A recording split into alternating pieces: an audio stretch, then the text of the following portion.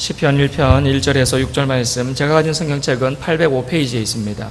804페이지 또는 805페이지 시편 1편 1절에서 6절 말씀, 제가 봉독하겠습니다. 복 있는 사람은 악인들의 꾀를 따르지 아니하며 죄인들의 길에 서지 아니하며 오만한 자들의 자리에 앉지 아니하고 오직 여호와의 율법을 즐거워하여 그의 율법을 주야로 묵상하는 자로다. 그는 시냇가에 심은 나무가 철을 따라 열매를 맺으며 그 잎사귀가 마르지 아니함 같으니 그가 하는 모든 일이 다 형통하리로다. 악인들은 그렇지 아니하며 오직 바람에 나는 겨와 같도다. 그러므로 악인들은 심판을 견디지 못하며 죄인들이 의인들의 모임에 들지 못하리로다. 무릇 의인들의 길은 여호와께서 인정하시나 악인들의 길은 망하리로다. 아멘. 테러 사건 기억하십니까? 미국에서 있었던 일이죠.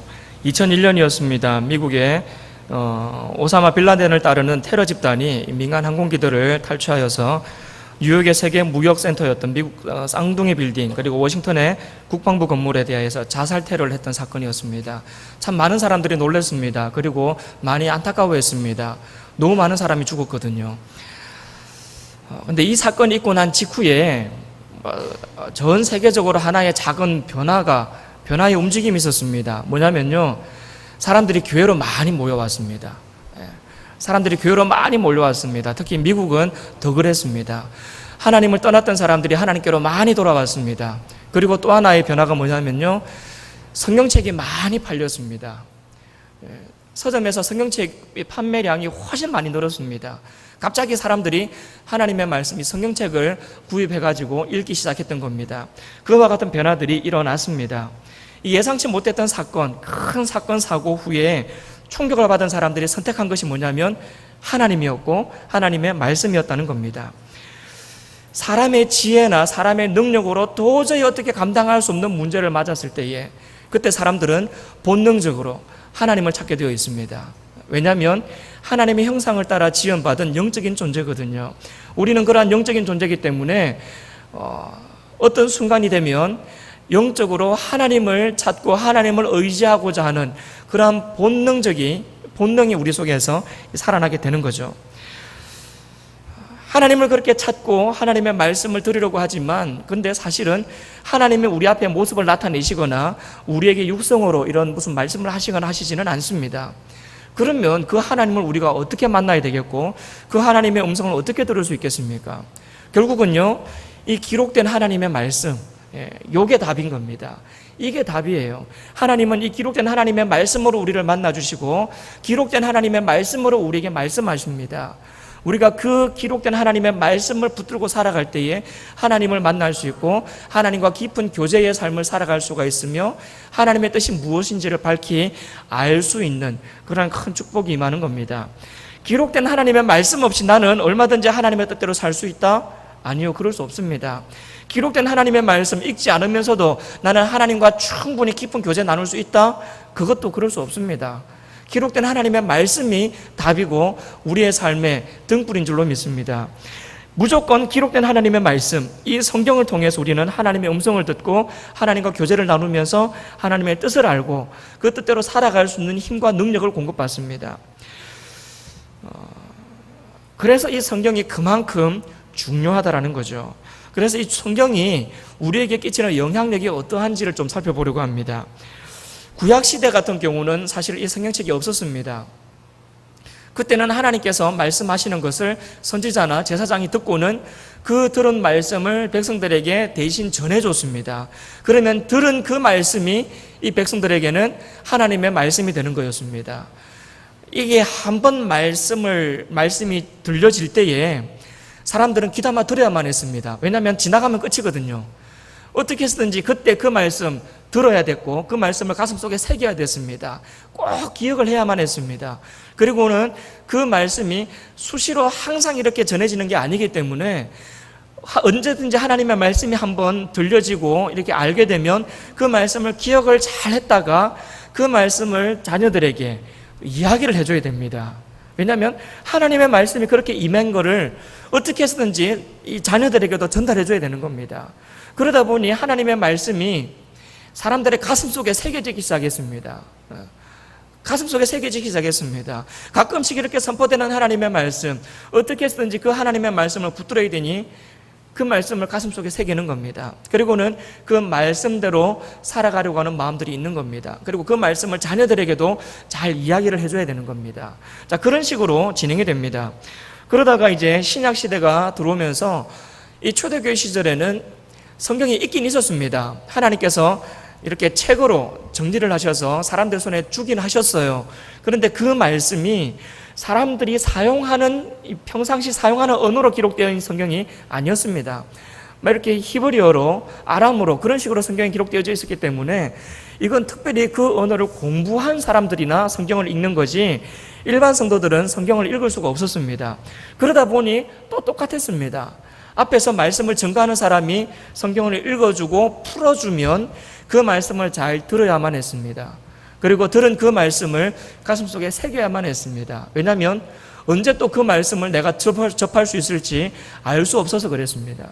그러니까 가슴속에 새기는 거죠. 그리고는 그 말씀대로 살아가려고 했던 겁니다. 자, 그랬던 시절이 있었는데 오늘 우리 시대에는 집집마다 성경책이 다 있습니다. 여러분 성경책 다 가지고 오셨죠?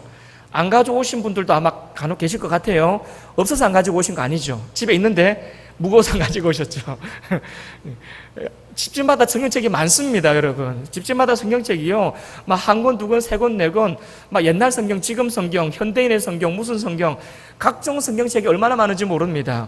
그래서 명절이 되면요, 막 여기저기서 성경책 주섬주섬 꺼내다 보면 막 이만큼씩 성경책이 나오기도 합니다.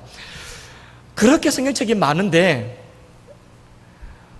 오늘날 우리는 가슴에 새기는 것을 잊어버렸습니다. 손에는 들고 다니는데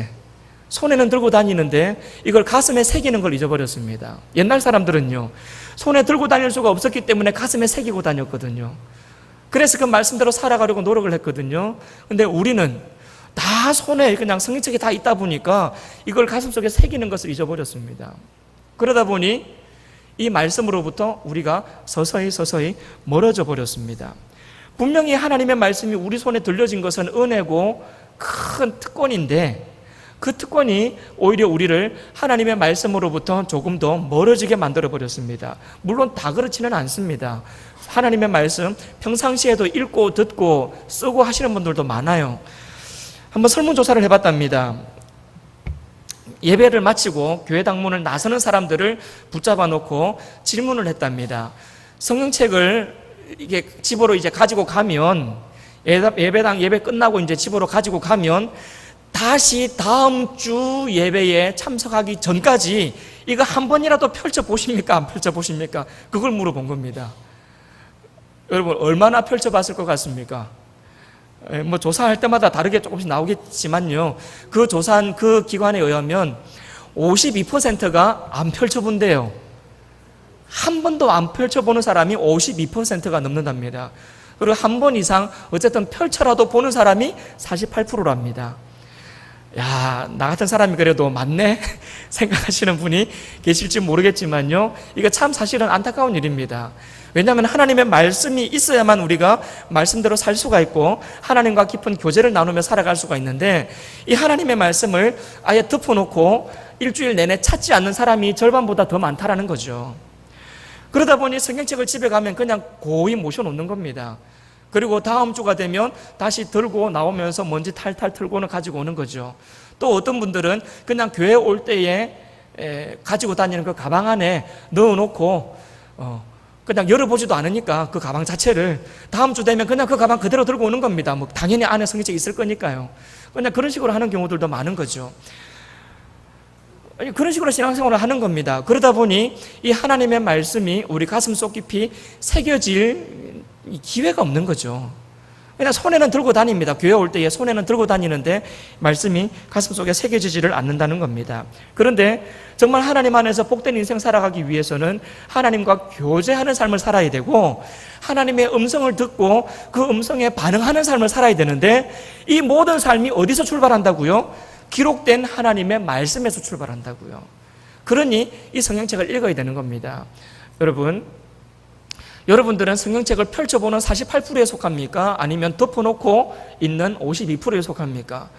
펼쳐놓는, 한 번이라도 펼쳐보고 수시로 읽고 묵상하고 쓰고 하시는 그러한 하나님과 친밀한 이 교제를 나누시는 여러분들 되시기를 바랍니다.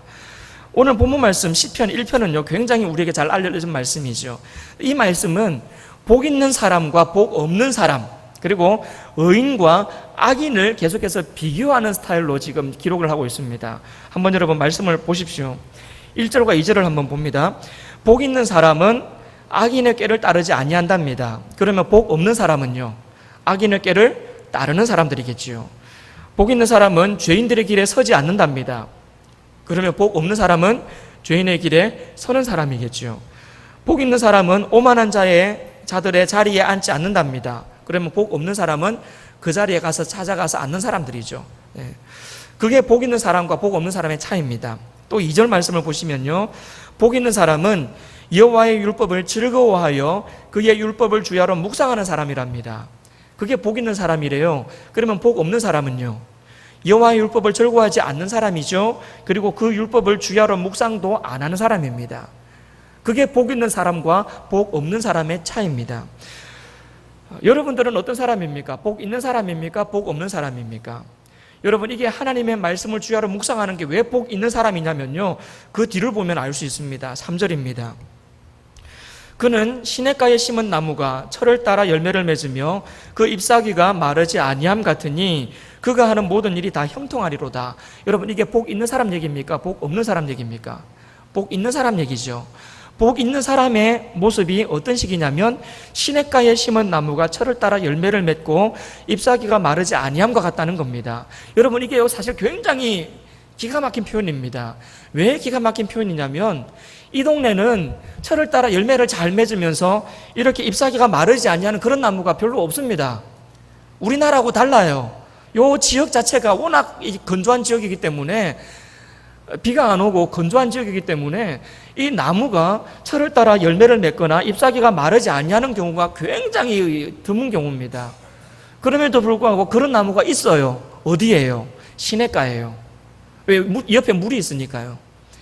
그러니까 이게 늘 푸른 나무, 늘 잎사귀가 마르지 아니하는 푸른 나무, 그리고 때가 되면 꼬박꼬박 열매를 맺는 나무, 이런 나무는요 그 지역에서는 굉장히 귀한 나무고 정말 아름다운 나무입니다. 근데 그런 나무를 어떤 사람으로 설명하는 겁니까? 복 있는 사람이 그런 나무 같다고 지금 설명을 하고 있는 겁니다. 왜 그런 사람이 복이 있는가? 보세요. 3절 뒷부분.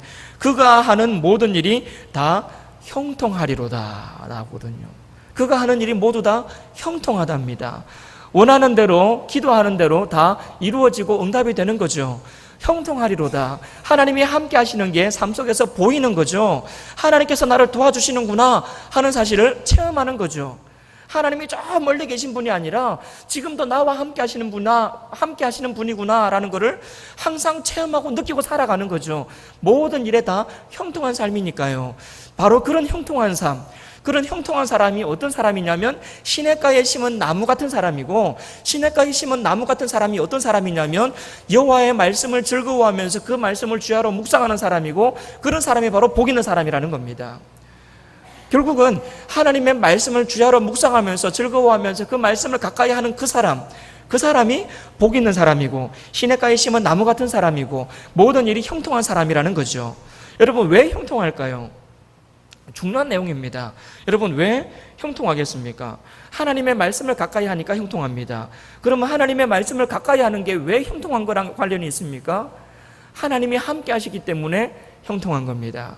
세상을 누가 만드셨습니까? 하나님이 만드셨습니다. 누가 다스리시고 이끌어 가십니까? 하나님이 그렇게 이끌어 가고 계십니다. 이 세상을 하나님이 창조하셨고 하나님이 다스려 가시는데, 그 세상에서 우리가 어떻게 하면 더 복된 인생 살아갈 수 있겠습니까? 바로 그 창조자이신 하나님, 인도자이신 하나님과 함께 더불어서 교제하면서 살아갈 수만 있다면 그게 진짜 복된 인생이죠. 돈이 많아서 복된 인생이 아닙니다. 건강해서 복된 인생이 아니고요, 좋은 직장 취직했다고 복된 인생이 아닌 겁니다. 가장 복된 인생은 바로 하나님과 함께하는 인생인 줄을 믿으시기를 바랍니다. 하나님이 나와 함께 하신다. 여러분, 이게 복된 인생인 겁니다. 왜냐하면 하나님이 함께 하시면 결국은 때를 따라 그때그때마다 하나님께서 나와 함께 하시면서 필요할 때마다 열매도 맺어주시고 그때그때마다 푸른 잎사귀도 유지하게 하시면서 그렇게 모든 일 가운데 형통한 일들이 일어나게 된다는 거죠. 어떨 때요? 하나님과 동행할 때에. 그럼 우리가 하나님과 어떻게 동행하냐는 거죠. 보여야 동행을 하죠. 우리 앞에 뭐가 나타나야 동행을 하죠. 어떻게 하면 하나님과 동행할 수 있냐고요. 그게 뭐라고요? 하나님의 기록된 말씀. 그게 이 말씀인 겁니다. 이 하나님의 기록된 말씀, 이 말씀을 통해서 하나님의 음성을 들을 수 있고, 이 말씀을 통해서 하나님의 마음을 알 수 있고, 기록된 하나님의 말씀을 통해서 하나님과 더 깊은 교제의 시간들을 가질 수가 있는 거죠. 이게 하나님과 동행하는 거고, 이것이 하나님과 깊은 교제의 삶을 살아가는 겁니다. 그렇게 살아가면 시냇가에 심은 나무처럼 그렇게 형통한 삶을 살아갈 수 있다. 이것이 바로 하나님께서 우리에게 주시는 말씀인 겁니다.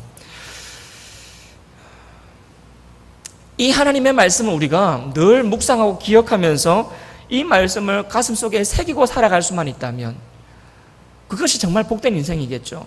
생각해 보십시오. 옛날 사람들은 하나님의 말씀이 자주 들리지 않아서 가끔 들리는 그 말씀을 가슴속에 새기고 살아갔다면 오늘날 우리는 언제든지 펼치기만 하면 하나님의 말씀이 우리에게 있고 TV만 틀어도 하나님의 말씀이 쏟아져 나오고 어디를 보더라도 책을 펼쳐도 하나님의 말씀이 나오고 어디를 보더라도 하나님의 말씀이 쏟아져 나오는 이 말씀의 홍수 시대를 살아가면서 그 말씀들을 우리가 하나하나 마음속에 새기고 살아갈 수 있다면 그것보다 복된 인생이 어디에 있겠습니까? 그것보다 행복한 삶이 어디에 있겠습니까? 중요한 것은 그렇게 쏟아지는 말씀의 홍수의 시대를 살아가면서도 말씀을 새기지 않고 말씀과 이렇게 거리감 있게 살아가고 있으니 그게 문제인 거고 그게 안타까운 일이죠. 여러분, 성경책 닫고 살아가는 52%가 아니라 성경책 펼치고 살아가시는 48% 안에 들어가시기를 바랍니다. 그냥 어쩌다가 한번 펼친 것까지 포함해서 48%입니다. 그러면 꾸준히 읽는 사람은 몇 프로나 될까요? 그냥 한번 펼쳐본 사람이 48%니까 꾸준히 하나님의 말씀을 가까이 하는 사람은 몇 프로나 될까? 몇 프로인지는 모르겠지만 어쨌든 그 안에 들어가는 여러분 되시기를 바랍니다. 하나님의 말씀, 그 말씀이 마음속에 있는 사람이 누리는 복이 있습니다. 뭐냐면요, 나를 거룩하게 지켜낼 수 있습니다. 그 하나님의 말씀이 이 가슴속에 새겨져 있으면 그 말씀 때문에 내가 나의 삶을 거룩하게 지켜낼 수 있습니다. 그게 하나님이 기뻐하시는 삶이거든요. 옛날에 들었던 이야기인데요, 그런 얘기를 들은 적이 있습니다. 도둑 한 사람이 남의 집에 도둑질을 하러 들어갔답니다. 어두우니까 뭔가 잘 보이지도 않는 상황에서 막 이것저것 주섬주섬 챙겨서 막 가방 안에 넣고 나왔대요. 그리고는 집에 와가지고 내가 뭘 갖고 왔나 싶어서 열어봤더니 돈 될 만한 게 별로 없더랍니다. 그래서 오늘 재수 없는 날이네 그러고 있는데 조그마한 책 하나가 보이더래요. 성경책이었던 거죠. 이건 뭔가 싶어가지고 딱 펼쳤는데 어떤 말씀이 보였냐면 에베소서 4장 28절 말씀이 보인 겁니다. 그 말씀이 이겁니다. 도둑질하는 자는 다시 도둑질하지 말고 돌이켜 가난한 자에게 구제할 수 있도록 자기 손으로 수고하여 선한 일을 하라. 하필 펼쳤는데 이 말씀이 눈에 딱 들어온 겁니다. 도둑질하지 말라. 다시 도둑질하지 말라. 이 말씀이 눈에 딱 들어온 거예요. 뭐야 이거? 그러면서 책을 딱 덮어버렸답니다. 그리고는 이제 시간이 조금 지나서 또다시 일하러 나간 거죠. 무슨 일이겠습니까?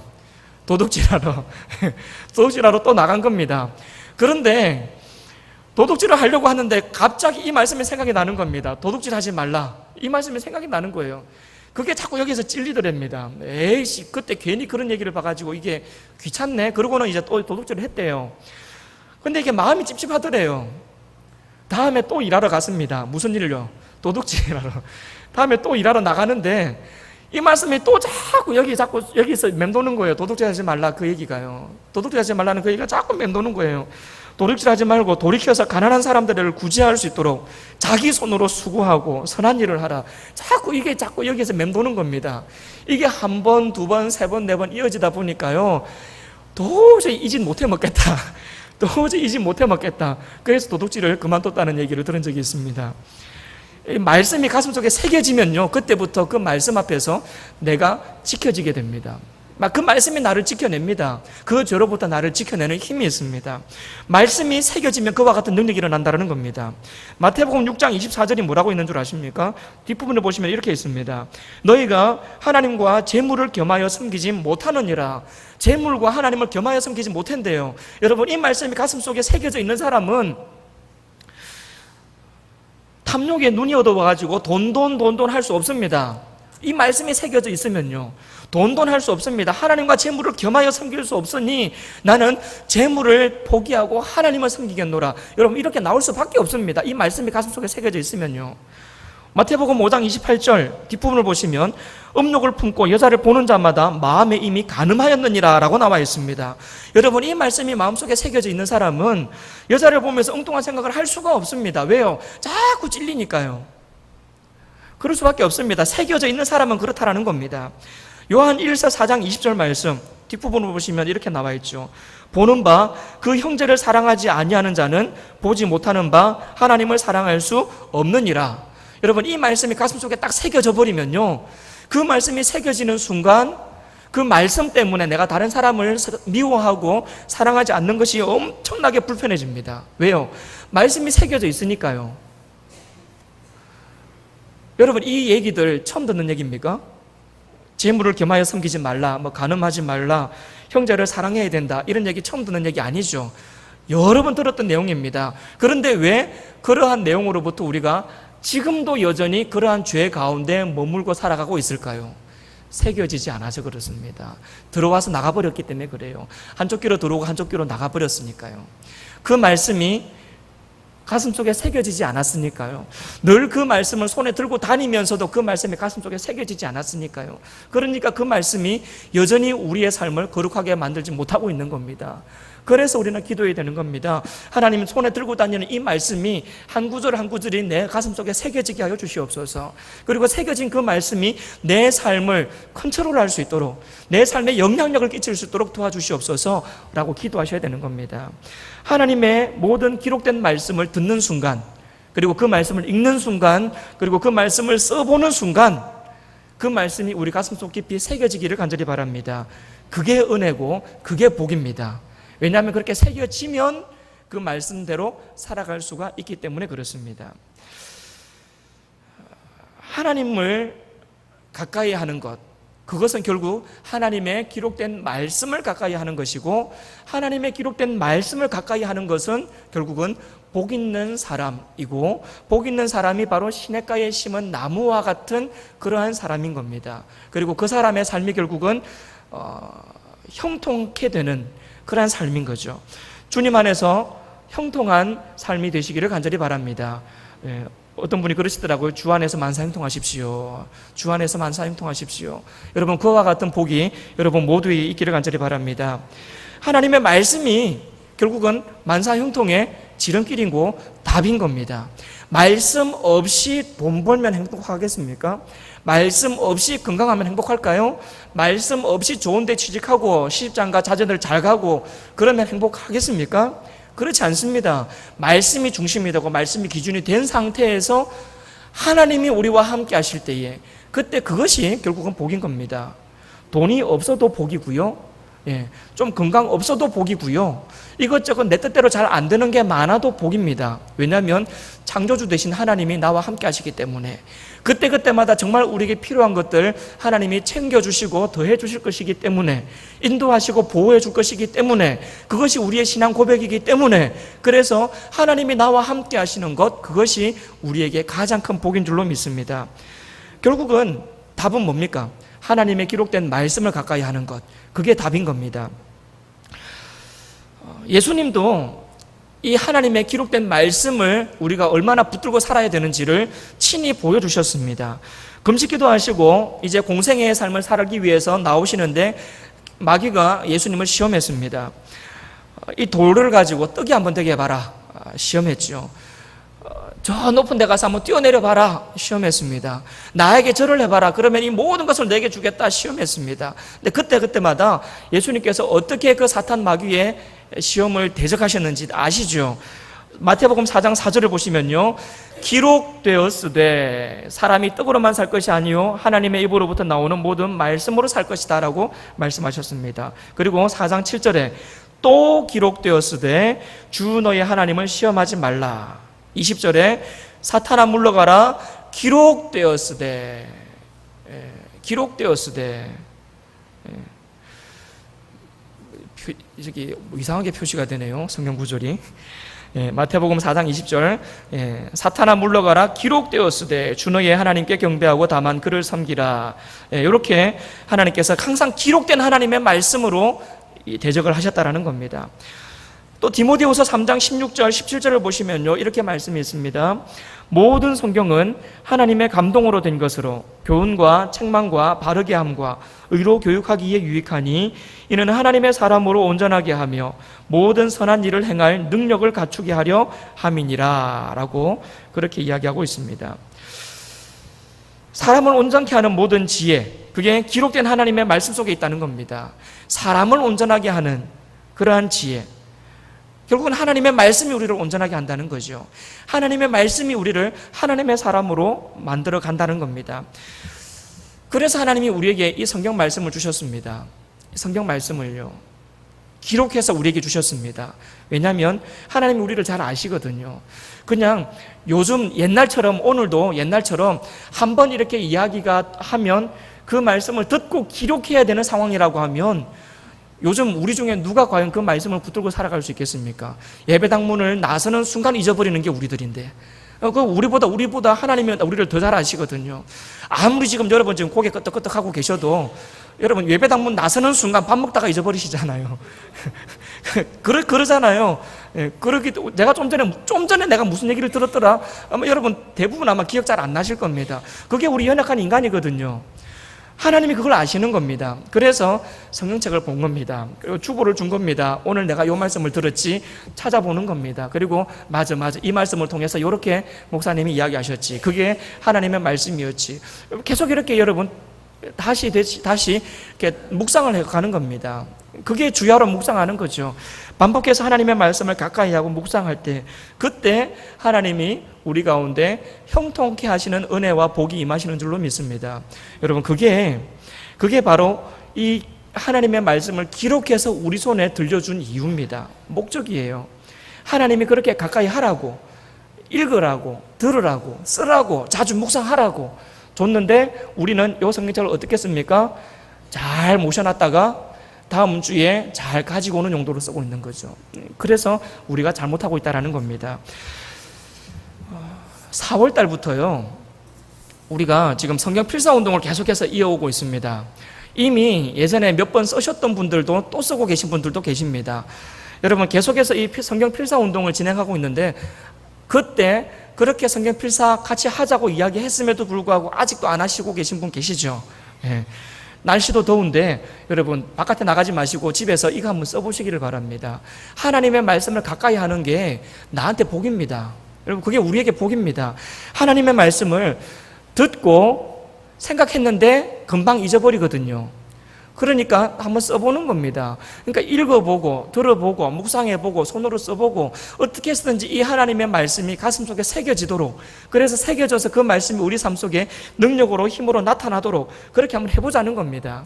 그러니 여러분, 집에 가서 고이 모셔놓지 마시고 반드시 성경책을 펼치셔서 한번 읽어보시기를 바라고요. 그리고 읽는 것으로 끝나지 마시고 이 성경책을 한번 써보시기를 바랍니다. 하나님의 말씀을 써보시면 우리 신앙에 얼마나 큰 유익이 오는지 모릅니다. 즐거워하는 것, 말씀을 즐거워하고 그 말씀을 주야로 묵상하는 것이 복 있는 사람이고, 그 복 있는 사람이 마치 시냇가에 심은 나무처럼 그런 푸르름을 유지할 수 있고 열매를 맺을 수 있는 것, 여러분, 그거 지금까지 우리가 들었지 않습니까? 그와 같은 삶이 결국은 주님 안에서 형통한 삶인 것을 우리가 들었습니다. 그러면 한번 해보자는 얘기입니다. 다시 한번 기억하고 이 성경 필사 운동에 한번 동참해 보자는 겁니다. 이것이 우리 개인적으로도 유익하겠지만 또 하나 엄청나게 유익한 것이 있습니다. 뭐냐면요, 자녀들에게 믿음의 유산을 물려줄 수 있다는 겁니다. 성경책을 쓰고 있는 그 모습을 보여줄 수 있고, 그리고 쓴 이 한 글자 한 글자 정성스럽게 쓴 하나님의 그 말씀을 자녀들에게 물려줄 수 있는 겁니다. 여러분, 이것이 교회 나가라, 헌금생활 똑바로 해라, 뭐 해라 잔소리 1년 내내 하는 것보다 훨씬 더 유익한 거 아니겠습니까? 하나님의 말씀을 내가 가까이 함으로 내가 주님 안에서 형통케 되고, 그리고 그 말씀을 대로 내가 살아가고 그 말씀을 한번 써보는 것 때문에 내 자녀에게 이 믿음의 유산이 흘러간다면 이것보다 더 큰 복이 어디에 있겠습니까? 돈을 많이 벌어서 돈 물려주는 것보다 더 큰 복이죠. 회사 건실하게 세웠다가 회사 물려주는 것보다 훨씬 더 큰 복이죠. 믿음을 물려주는 것이요. 그와 같은 믿음을 물려주는 이와 같은 엄청난 복을 여러분들 다 물려줄 수 있기를 간절히 바랍니다. 성경을 손으로 쓰는 동안요, 그 말씀이 가슴속에 새겨집니다. 더욱더 깊이 새겨집니다. 그냥 눈으로 읽었을 때보다 더 가슴속에 새겨지고 한번 귀로 들었을 때보다 더 가슴속에 잘 새겨집니다. 그래서 여러분 쓰실 때도 꼭꼭 눌러서 쓰십시오. 내 마음판에 새기고 있다 생각하시면서 성경 필사를 그렇게 해 나가시기를 바랍니다. 그러면 우리가 정말 이 시냇가에 심은 나무처럼 복된 인생 살아갈 수 있는 줄로 믿습니다. 여러분, 하나님의 말씀을 가까이 하는 것이 우리에게 복입니다. 이것을 꼭 기억하고 말씀을 가까이 함으로 복된 인생 살아가는 우리 모두의 삶이 될 수 있기를 주님의 이름으로 축복합니다. 기도하겠습니다. 하나님 감사합니다. 우리 인생 가운데 정말 우리 힘과 능력으로 할 수 없는 그러한 일이 일어났을 때에 하나님을 찾는 그러한 연약한 우리 인간인 것을 봅니다. 그런데 하나님 평상시에 그 하나님의 말씀을 가까이 하고 하나님과 더욱더 친밀한 교제를 나누며 살아가는 그러한 우리의 삶이 될 수 있도록 도와주옵소서. 시냇가에 심은 나무처럼 그렇게 하나님 앞에 푸른 잎사귀와 열매들을 하나님 앞에 올려드릴 수 있는 그러한 우리가 되게 하시고, 정말 이 땅을 살아가는 날 동안 하나님과 동행하는 삶을 살아감으로 복된 인생, 형통한 인생 살아가는 우리의 삶이 될 수 있도록 도와주옵소서. 특별히 이 말씀을 한번 듣는 것으로 끝나지 말게 하시고 다시 펼쳐서 읽고 다시 묵상하고 손으로 한번 써보면서 그렇게 말씀을 가까이 하는 우리의 삶이 될 수 있도록 도와주옵소서. 그래서 이 믿음이 우리에게 먼저 더욱더 깊은 믿음으로 새겨지게 하여 주시고, 또한 이 믿음이 자녀들에게도 흘러가는 그런 놀라운 역사가 일어날 수 있도록 도와주옵소서. 말씀이 우리에게 힘이 되고 능력이 되는 것을 경험할 수 있도록 도와주옵소서. 하나님을 가까이 하는 것이 복인 것을, 말씀을 가까이 하는 것이 복인 것을 우리가 체험하여 알 수 있도록 도와주옵소서.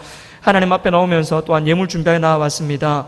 하나님 물질을 받아주시고 물질과 함께 드리는 우리의 마음도 받아주시옵소서. 그리고 하나님 앞에 드릴 것이 더 풍성해지도록 더욱더 많은 은혜로 더하여 주옵소서. 감사드리며 살아계신 예수님의 이름으로 기도합니다. 아멘.